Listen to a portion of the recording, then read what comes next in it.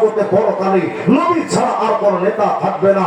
এটা আমার কথা নয়, জামে তিরমিজি হাদিসের কিতাব খুলে দেখেন, হুজুর আকরাম বলেছেন, আনা সাইয়্যিদু উলদি আদম ইয়াউমাল কিয়ামতি ওয়ালা ফাখর। কিয়ামতের ময়দানে আমি মুহাম্মদ সমস্ত ডাক্তারদের নেতা, সমস্ত ডক্টরদের নেতা, সমস্ত বিজনেসম্যানদের নেতা, সমস্ত পলিটিশিয়ানদের নেতা, সমস্ত সায়েন্টিস্টদের নেতা, সমস্ত ইঞ্জিনিয়ারদের নেতা, সমস্ত উকিল ব্যারিস্টারের নেতা।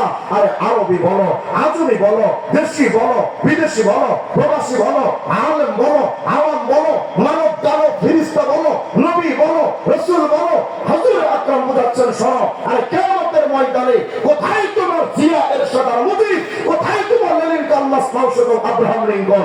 কিয়ামতের ময়দানে কোন নেতা থাকবে না, শুধু একটাই নেতা থাকবেন, তিনি হচ্ছেন মুহাম্মদুর রাসূলুল্লাহ। যেই নবী আপনার আমার একতা কিয়ামতের ময়দানে প্রভাবশালী নেতা হবেন। শুধু তাই নয়, হুজুর আকরাম বলেছেন, জানো ওয়াবিয়াদি লিয়াউল হামদি ইয়াউমাল কিয়ামতি ওয়ালা ফাখর। কিয়ামতের ময়দানে আমি মুহাম্মদের হাতে একটা প্রশংসার ঝান্ডা থাকবে। মা মিন নাবিয়্যিন ইয়াউমা ইযিন আদম ফামান সাওয়া ইল্লা তাহতা লিওয়াই। আমি মুহাম্মদের পতাকার নিচে সমস্ত নবী রাসূলগণ সবাই এসে দাঁড়িয়ে যাবেন। আরে কিয়ামতে শুধু এটা হবে বিষয়টা এমন নয়, কিয়ামতের আগে হযরত ঈসা ইবনে মারইয়াম রূহুল্লাহ কালিমাতুল্লাহ ঈসা এই দুনিয়াতে আসবেন কিয়ামতের আগে। কিন্তু তিনি এসে জলিলুল কদর একজন নবী এবং রাসূল, নতুন শরীয়ত প্রাপ্ত একজন রাসূল হওয়ার পরও ওই ঈসা নবী আপনার আমার নবীর যুগে আসবেন। এসে নিজের মতো চলবেন না, আমার নবীর মতো টুপি পরবেন, আমার নবীর মতো দাড়ি রাখবেন, আমার নবীর মতো পোশাক পরবেন, আমার নবীর শরিয়া আইনটা পুরোটাই মেনে নেবেন। আমি বোঝাতে চাচ্ছি, এমন একজন নবী পাইছে আপনি আমি, যেই নবীকে ফেরেশতারা পর্যন্ত মানে, যেই নবীকে রাসূলগণ পর্যন্ত মানে। আফসোস আর পরিতাপের বিষয়, আজকের যুব সমাজ ওই নবীর মতো চুল স্টাইল করে কাটে না, ওই নবীর মতো পোশাক পরে না, ওই নবীর স্টাইলের আদর্শ নিজের বাস্তব জীবনে ধারণ করে না। তার কাছে প্রিয় হয়ে গেল মেসি আর নেইমার, তার কাছে প্রিয় হয়ে গেল নায়ক নায়িকারা। শুনে রাখো, যেই নায়ক নায়িকাদেরকে তুমি এতটা আপন ভেবেছো, এই নায়ক নায়িকারা অভিনয়ের আসল, অভিনয়ের হিরো, অভিনয়ের নায়ক। কিন্তু পৃথিবীতে সপ্তমক জমিন আসমানে ওয়ান পিস রিয়েল হিরোর নাম মুহাম্মদুর রাসূলুল্লাহ। সেই রিয়েল হিরোটাকে আপনি আমি তো চিনলাম না, মানলাম না, সম্মান দিলাম না, চিনলেন না আপনার নবী কতটা দামি। আমি এই কথা এজন্য বুঝাচ্ছি, আপনি আমি হয়তো দাবি করতে পারি আমাদের নবী মুহাম্মদ, কিন্তু তোমার কথার দিকে তাকাইলে বোঝা যায় তুমি উম্মতে মুহাম্মদী হতে পারো নাই। তোমার চেহারার দিকে তাকাইলে বোঝা যায় তুমি নবীর উম্মত আজও পর্যন্ত হওয়ার যোগ্যতা অবলম্বন করতে পারো নাই। চিনলা না তো নবীকে, চলো আজকে তোমাকে নবীরে চিনাই, নবী কত দামি নবী।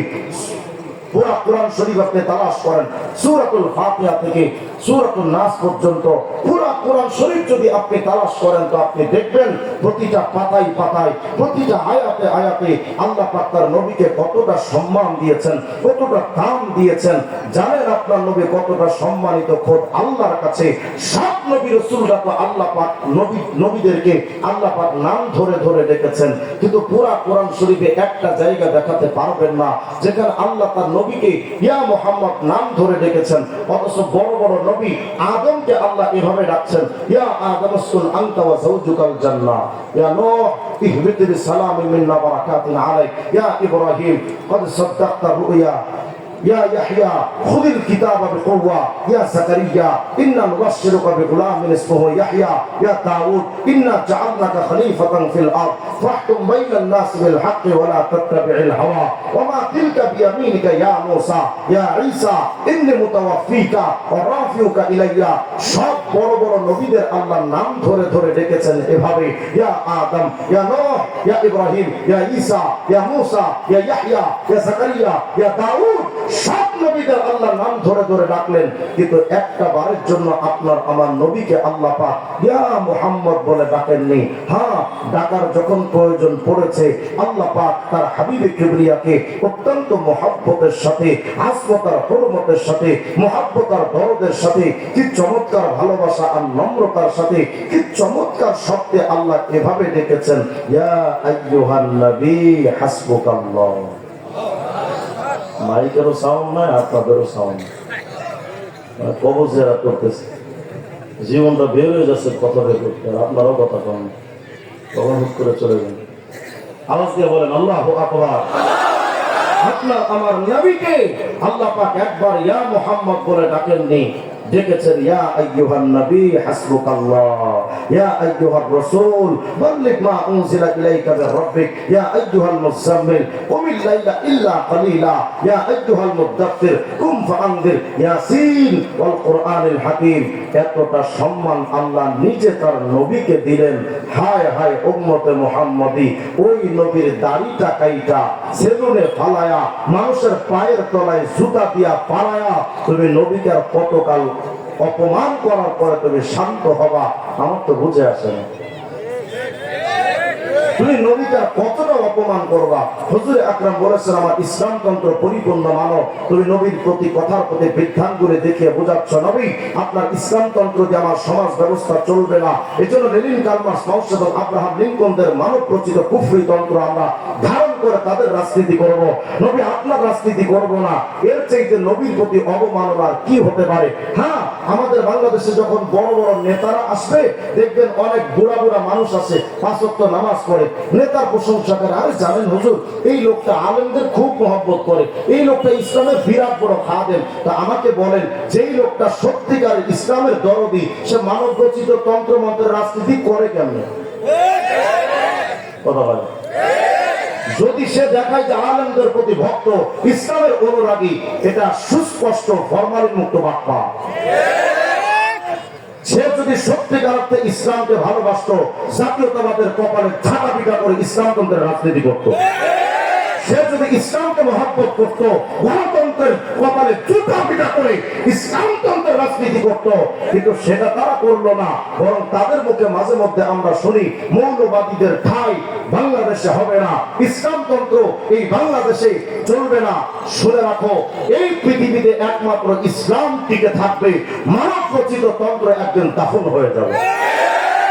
এটা সেই দিন আর বেশি দূরে নয়। হ্যাঁ, কত স্বৈরাচার সরকারের আমলে রাশেদ খান মেনন নামক এক কুলাঙ্গার শেখ হাসিনার অবৈধ এমপি ছিল, দাবি করেছিল যে মোল্লাতন্ত্র আর ইসলামতন্ত্র, বোরকা, হিজাব আর নিকাব, আরে এগুলো তো আরবের কালচার, ওটা এই বাংলাদেশে চলতে পারে না। কেন? বাংলাদেশ শুধু একটা স্বাধীন ভূখণ্ড, এই স্বাধীন ভূখণ্ডে আরবের কালচার কিভাবে চলতে পারে? যদি তাদের এই যুক্তি আমাদেরকে মানতে হয় যে স্বাধীন ভূখণ্ডে বিদেশি আরবের কালচার চলতে পারে না, যদি তোর এই যুক্তি আর লজিক আমাদের মানতে হয়, তাহলে এ কথা আমরাও দাবি করি। বিদেশি কালচার যদি বাংলাদেশে চলতে না পারে, রবি ঠাকুরের গানকে যখন জাতীয় সঙ্গীত হিসেবে তোরা গাইলি, সুতা দিয়ে বিনাও দরকার ছিল।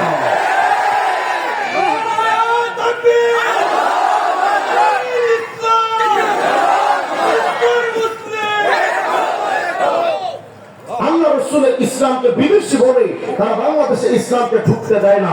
অথচ রাশেদ খান মেনন নিজে যে রাজনীতি করে সমাজতান্ত্রিক রাজনীতি, তার রাজনীতির বাড়ি বাংলাদেশে নয়, তার রাজনীতির বাড়ি রাশিয়ার লেনিনের রাজনীতি। আমি বুঝাতে চাচ্ছি, বাংলাদেশের সংবিধান 4টা বিষয়ের উপর প্রতিষ্ঠিত: গণতন্ত্র, সমাজতন্ত্র, জাতীয়তাবাদ, ধর্মনিরপেক্ষতাবাদ। প্রত্যেকটা তন্ত্র বিদেশি প্রভুদের তৈরি, একটা বাংলাদেশের রাশেদ খান মেননদের বাপে তৈরি করে নাই। আমি স্পষ্ট করে বলতে চাই, যদি বাংলাদেশে চীন, জাপান, রাশিয়ার তন্ত্র চলতে পারে, বাংলাদেশে যদি ইউরোপ, আমেরিকার তন্ত্র চলতে পারে, বাংলাদেশে যদি গরুর মুখ খাওয়া ইন্ডিয়ার দাদাদের তন্ত্র যদি চলতে পারে, ইসলাম তন্ত্র নিয়ে যেই কুলাঙ্গের কথা বলবে, সুতা দিয়া পিটাবে, চামড়া তুলে ফেলবে। হাদিসের আলো সংসদে জানো,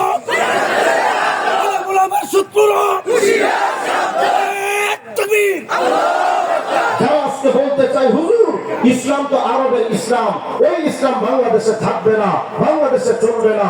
আমরা তোমাদেরকে বলে দিতে চাই, ইসলাম শুধু আরবের জন্য আসে নাই, ইসলাম শুধু কুরাইশের জন্য আসে নাই, বনি উমাইয়া, বনি হাশিম, বনি আব্দুল মুত্তালিবের জন্য ইসলাম শুধু আসে নাই। এই প্রশ্ন যেই মুসলিম নামক কুলাঙ্গাররা এই দাবি করে যে ইসলাম এসেছে আরবের জন্য, বাংলাদেশে চলবে কেন? তাদেরকে কোরআনে কারীমের আয়াত করে দেখাও।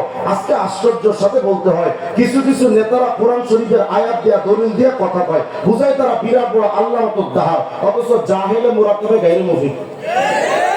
এদের মতো জাহেল আর কেউ নাই। একটা আয়াত পড়ে লাকুম দীনুকুম ওয়ালিয়া দীন, বুখারী শরীফের হাদিস। কোরআনের জন্য না, এটা সূরা বাকারার আয়াত, তো হ্যাঁ ওইটাই। এরা আসে ইসলামের কথা বলার জন্য। শুনে রাখো, তোমরা যারা বড় ইসলাম শুধু আরবে চলবে, অন্য কোথাও চলবে না, আল্লাহ এই ভুল সংশোধন করে কোরআনে কারীমের মধ্যে বলেছেন, নবী যারা এই কথা বলে ইসলাম শুধু আরবের জন্য আসছে, আমি আল্লাহ পাক জানাচ্ছি নবী শোনেন, ইসলাম শুধু আরবের জন্য আসে না। হ্যাঁ নবী, অতীতের যত নবী রাসূলরা এসেছিলেন সবাই তারা নির্দিষ্ট এলাকায়, নির্দিষ্ট সীমারেখায়, নিজের এরিয়ার মধ্যে এসেছিলেন। যেমন আল্লাহ বলছেন, নবী লাকাদ আরসালনা নূহান ইলা কওমি, নূহকে পাঠিয়েছি তার কওমের জন্য, ওয়াতিলকা হুজ্জাতুনা আতাইনাহা ইব্রাহিম, ইব্রাহিমকে হুজ্জত দলিল দিয়ে পাঠিয়েছি আলা কওমিহি, নিজের জাতির জন্য। ওয়া ইলা আদিন আখাহুম হুদা, হুদকে পাঠিয়েছি আদ জাতির জন্য। ওয়া আতাইনা মূসাল কিতাবা ওয়া জাআলনাহু হুদাল লিবানি ইসরাঈল, মূসাকে পাঠিয়েছি বনী ইসরাঈলের লোকদের জন্য।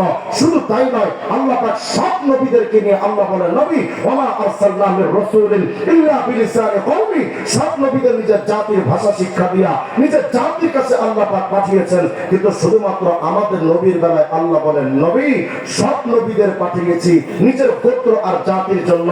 ওয়া মা আরসালনাকা ইল্লা কাফাতান লিন-নাসি বাশীরা ওয়া নাযীরা, শুধুমাত্র নবী আমি আল্লাহ আপনাকে কুরাইশের জন্য পাঠাইনি, মক্কা মদিনা আরবের জন্য, আরবের 22টা রাষ্ট্র জাজিরাতুল আরব, আরবের স্টেটের জন্য শুধু আপনাকে আমি পাঠাইনি।